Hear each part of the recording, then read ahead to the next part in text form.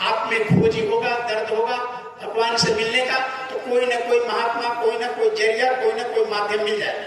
जैसे कैसे ही सत्संग है, तो ये हमारे शंभू बाबू का दरवाजा, इन्हीं के माध्यम से आज संदेश हो रहा। तो उसी तरह आपके अंदर जब परमात्मा का लगन होगा दर्शन का, तो कोई ना कोई जरिया मिल जाएगा, कोई ना कोई माध्यम मिल जाएगा और आपको वहां पहुंचा देगा। जैसे अभी निकलिए पटना के लिए, जैसे आगे बढ़िएगा, कोई ना कोई बस स्टैंड में कोई ना कोई मिल जाएगा, हाँ भाई आपको भी पटना चलना है, अच्छा बैठिए बैठिए, साथ हो जाता है। तो जब साथ वहां चलने का आप कोशिश करिएगा, तो वहां पहुंचाने वाला भी आपको मिल जाएगा।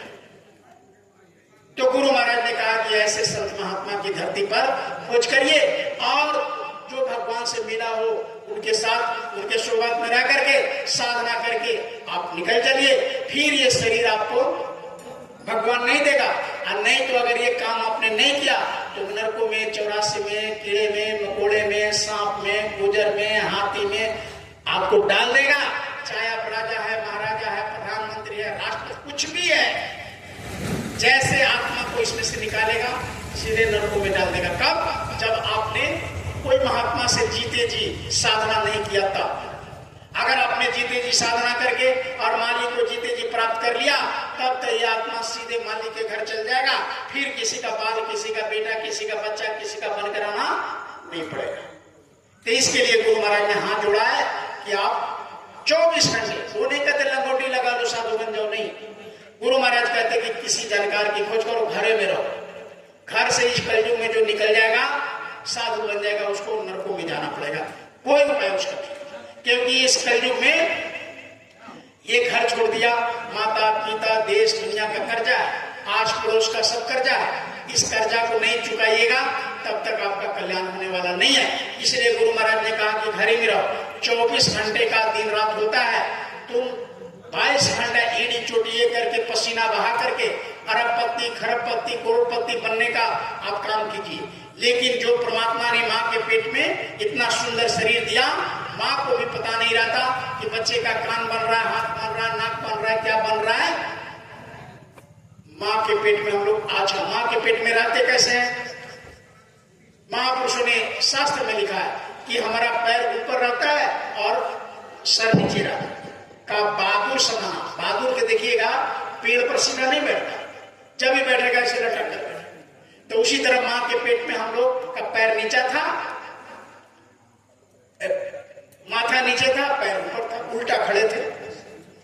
तब जब दर्द हुआ अंदर में, कहाँ जठराग्नि होता है, कुछ भी खाते हैं तो कौन पचाता है पेट में? जठराग्नि, उसका नाम है जठर अग्नि। साइंस के स्टूडेंट होगा तो पढ़े होंगे, पेट में जठर अग्नि होता है, सभी खाना उसी में पचता, तपता रहता है, और वहीं नीचे मलमूत्र का रास्ता रहता है, उसमें बदबू आता है, तो बच्चे का मुंह वहीं रहता है। तो जब 6वां, 7वां, 8वां, 5 महीने के पहले तो मांस का लोथड़ा रहता है। इसीलिए डॉक्टर 5 महीने के पहले कोई माँ जो गर्भ धारण करती नहीं पूछती, लेकिन 5 महीना जैसे 20 दिन हुआ कि बच्चे मूवमेंट करने लगते, चलने लगते हैं, तो डॉक्टर पूछता है कि बच्चा चल रहा है। तो 5 महीने के पहले हाथ पांव ये सब बनते हैं। जैसे 5 महीने का ऊपर हुआ तो 5 महीने 20 दिन के बाद ये जीवात्मा को डाल दिया जाता है, प्राण को। बच्चा हरकत करने लगते, तब से उसको प्रॉब्लम होने लगता है, तकलीफ होने लगता है। तो उसी समय से उस परमात्मा से वो प्रार्थना करता है कि अब प्रभु कृपा करो यही भांति, सभी तजी भजन करब दिन राति। हे प्रभु, हे परमात्मा, हे ईश्वर, अब हमको इस काल कोठरी से बाहर करो, क्योंकि उल्टा खड़े हैं, उल्टा लटके हैं, और यहाँ पेशाब पखाने का बदबू और जठर अग्नि का तपन, इतना दर्द होता है, तड़प होता है। फिर क्या प्रभु हमको इस काल कोठरी से बाहर करो। जब हम बाहर जाएंगे तो सभी तजी, सब तज करके आपका भजन करेंगे। लेकिन प्रेमियों, जैसे बच्चा बाहर आता है तो क्या बोलता है? कहाँ कहाँ कहाँ, माने भूल जाता है कि हमने कहाँ वादा किया, कहाँ वादा किया। और जब बच्चा बाहर आता है तो माताएं क्या करती हैं? अब तो साइंस का युग हो गया, अब तो नया समाज हो गया। पहले जब गांव में नॉर्मल बच्चे सोते थे तो पूछिएगा, जो पुरानी माताएं होंगी वो बताएंगे कि पहले बच्चा पैदा होते थे तो माताएं क्या करती थी? थाली बजाती थी, दीपक जला के दिखाते थे। जब बच्चा बाहर आता था, कहाँ है पूछते थे। यानी माँ के पेट में जब बच्चा रहता था तो माँ से के पेट में बच्चे को सीधा कनेक्शन परमात्मा से लगा रहता है, सीधा ज्वाइंट रहता है। तो उसमें माँ के पेट में ये बच्चा बराबर उस परमात्मा का दर्शन दीदार करता है। तो प्रकाश का दर्शन, तो परमात्मा किस रूप में है? रामचरितमानस में गोस्वामी जी महाराज ने साफ कहा, परम प्रकाश जरे दी राती, नहीं चाहिए दिया की बाती। परमात्मा का प्रकाश रूप है।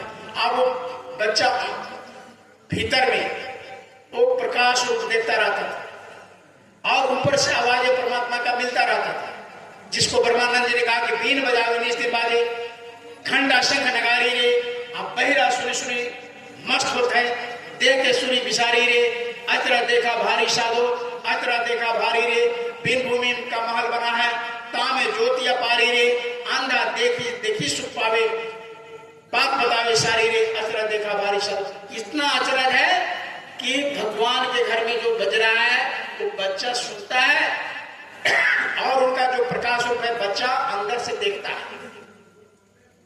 तो उसी प्रकाश को वो खोजता है। जब बाहर आ जाता है तो कहते वो प्रकाश कहाँ चला गया और वो आवाज कहाँ चला गया, इसीलिए कहते कहाँ है कहाँ है। तो पहले माताएं पढ़े लिखी नहीं होती थी, लेकिन वो पहले के जानते थे, तो वो थाली बजाते थे, बच्चा चुप, बच्चा समझता वो वही आवाज है। लेकिन परखता था कि वो आवाज में बड़ा मिठास था, बहुत अच्छा लगता था, उस आवाज तो नहीं है, तो फिर रोने लगता है। तो माताएं दीपक जलाती देती, दिया जला देती। तो उस एक तक बच्चा, अच्छा बच्चा जन्म ले तो प्रैक्टिकल करना हो तो देख लीजिएगा प्रीव्यू, ये टच है ना सेल, 10 सेल 5 सेल, अगर आपको आंख पर सीधे टच मार दिया जाए तो ऐसे लगेगा, या आंख बंद करें, जैसे ये पेपर है सीधा नहीं, आप नहीं देख सकते इस पर डायरेक्ट।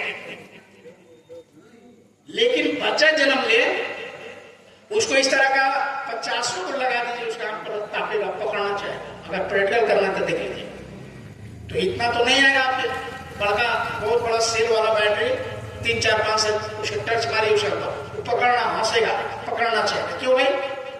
क्योंकि माँ के पेट में वही प्रकाश को देखता था जिसको रामचरितमानस में गोस्वामी जी कहा कि परम प्रकाश जरे दी राती। परम प्रकाश, परम प्रकाश का मतलब होता है कि जिसका कोई प्रकाश तुलना न करे, उसको परम प्रकाश। इसी चीज को जब देखा मोहम्मद साहब ने तो उसको कहा गया नूरी लाई, नूर मीन्स प्रकाश, नूरी लाई हदीस में लिख दिया। और इसी को ईसा मसीह ने देखा तो बाइबल ने कहा डिवाइन लाइट।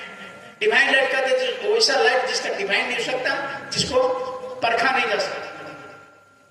ये तुमको भी दलिया डिवाइन माने उसको खंडित नहीं कर सकते। तो बच्चा देखता था। अब क्या करते हैं हम लोग, बच्चा जैसे जैसे बड़ा होता है उसको खिलौना दे देते हैं, बॉल दे देते हैं, थोड़ा बड़ा हुआ स्लेट पकड़ा दिया, स्कूल जाने लगे, आप मास्टर लोग पढ़ाने लगे। अब पढ़ते पढ़ते किशोरावस्था, बचपन खत्म, किशोरावस्था, फिर जवानी आ गया, फिर नौकरी चाकरी के फेर में पड़े, तब तक और बड़े हो गए, और इस तरह करते करते करते जवानी आ गई, शादी हो गया, बाल बच्चे हो गए, नौकरी चाकरी में फंस गए, और ये परमात्मा का काम जो माँ के पेट में वादा किया था वो क्या हो गया? सुन रहा था, बोलो क्या हो गया?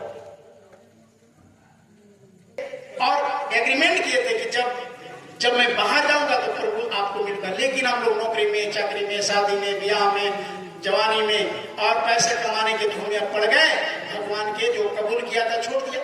अब ये आत्मा जब छूटेगा, जब हम यहाँ से जाएंगे तो वो पूछेगा आपसे कि तुमने तो कबूल किया था कि मैं धरती पर जाऊंगा तो याद करूंगा, तो उसका क्या हुआ? तुमने क्या, कितना घंटा याद किया, कितना याद किया? तो वही गुरु महाराज कहे कि तुम कम से कम, ज्यादा नहीं। तो गुरु महाराज कहते कि हम किसी का नौकरी चाकरी और ये छुड़ाते नहीं है, बाबा जी किसी को साधु नहीं बनाते, कहते घर ही में रहो, घर में बाल बच्चे की सेवा करो, माता पिता की सेवा करो, समाज की सेवा करो, देश की भक्ति करो, और इसी में रह करके घर ही में रहकर साधु बन जाओ। दिन भर खेती दुकान दफ्तर का काम, नौकरी चाकरी, बाल बच्चे की सेवा करो, जब सोने जाओ तो थोड़ा सा 1 घंटे टाइम निकाल करके और किसी महात्मा से पूछ करके साधना का और बैठ जाओ। तो परमात्मा ऐसे देखे कि हमारा कौन नाम ले रहा है भाई, तो परमात्मा ऊपर से देखते। अच्छा, बचपन में हम लोग खाते थे तो छींक जेते, अभी आपने देखा होगा ध्यान साधना में बैठ कर